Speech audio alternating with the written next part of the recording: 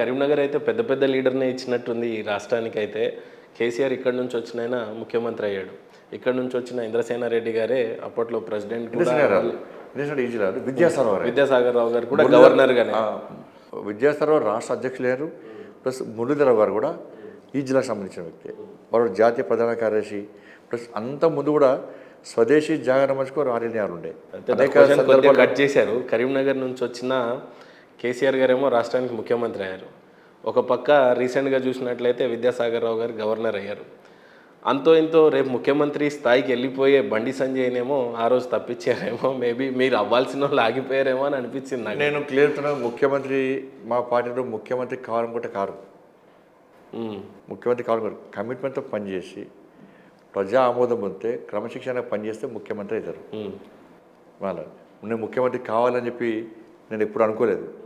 ముఖ్యమంత్రి కావాలనుకుంటే మొత్తం ఫస్ట్ పార్టీ అటువంటి సహించదు కూడా. కమిట్మెంట్ పార్టీ కోసం పనిచేయాలి, పార్టీని అధికారం తీసుకోవడానికి పనిచేయాలి. ఇప్పుడు యోగి గారు ముఖ్యమంత్రి అవుతారని అనుకుంటారా? ముఖ్యమంత్రి కోసం పనిచేసారా? ఆటోమేటిక్ కష్టపడి పనిచేసారు.